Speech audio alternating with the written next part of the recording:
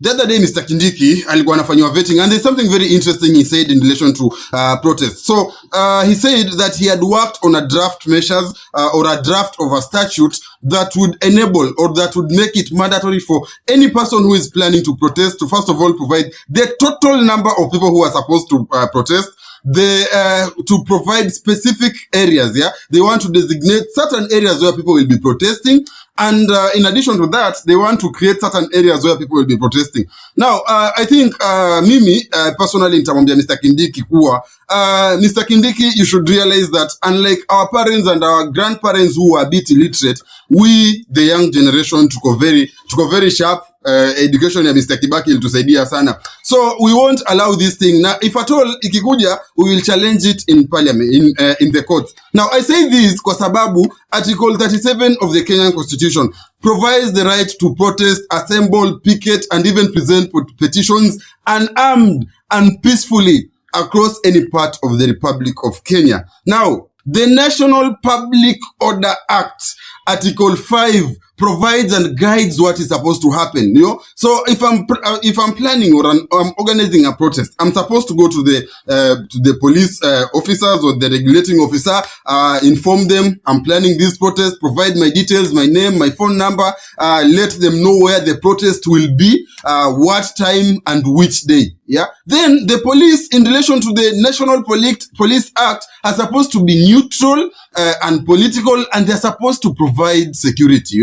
So the right for protection of the protesters is actually provided for in this, or is actually guided for in this National Public Order Act. Now, instead of Mr. Kindiki fixing the main issues that are bringing about violence in protests, because most of the protests, including the Gen Z protests, were quite peaceful. Most people didn't even have weapons. Most people just had phones, the flag, etc. In fact, all the people who were killed, most of them didn't have any weapons. Now, instead of Mr. Kindiki fixing this problem, which I'm about to expose in this video, he's choosing to fix the surface problem, trying to ensure that people never have the right to protest. Now, the National Public Order Act has always been a disaster, and that is what enables the police to kill people. Now, if you go to the National Public Order Act, Article 5 of that act, on I think it's about public gatherings, you'll realize that from sub-Article 5 of that Article 5,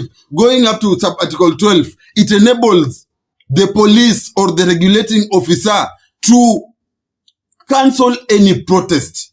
If you notify the police, let's say I'm going to the police station, notify them that I'll do this protest on this day, the regulating officer or the inspector general or the county commissioner can cancel those protests using any reason he feels that is quite comfortable with him. And the most common reason will usually be that there might be breach of public order, there might be violence and everything, which is quite unfortunate and quite funny and ridiculous at the same time, because the same article and even the National Police Act provides that the same police are supposed to provide the protesters with police. In addition to that, the police are supposed to be notified 3 days before. That means they should have organized and ensured they have all plans to ensure this. Now, the moment the regulating officer, the county commander, declares that the protests are illegal, that usually provides a door for the police to do whatever they want, because constitutionally you will be participating in unlawful assembly, and that means the police can use any sort of force. In addition to that, in those sub-articles, it allows the police to cancel any protest at any time. In fact, you guys can get into protest at 8 a.m. and by 10 a.m., the calls can come from above and they can declare the protest illegal and ended. And that means it allows the police to use force, to use tear gas, and to kill, because it has given them a legal framework to do that. Now, guys, this is what Mr. Kindiki should be fixing. We should be moving to court to amend these articles, these sub-articles of the National Public Order Act, because they are actually inhibiting the peaceful implementation of Article 37 of the Kenyan Constitution. But instead of doing that, he's choosing to do other things to ensure people don't protest, so that even if we have protests, no one can see people protesting, because you'll be thrown one side, let's say in Jivanji, and protest over there and move out, So he's trying to kill the spirit of Article 37 of the Kenyan Constitution. Now, this is what I'm saying, and I think this is what personally I'm going to do as a Kenyan, and most Kenyans should do this. We will move to court.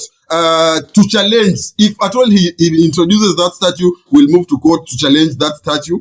We will move to court to challenge these sub-articles of this Public Order Act, because these sub-articles enable the police to use violence. It gives them a legal framework to ensure that anytime any persons have genuine concerns and they want to protest, the police can easily declare this protest unlawful and kill them. And in addition to that, these new regulations that Kindiki is introducing, in regards to the organizers providing exact numbers, is a good recipe for the police to actually use it and say the organizers of this protest did not give us the exact number, and so we have declared this protest illegal and allow police to use weapons and everything against protesters. So that is what Kindiki is actually doing.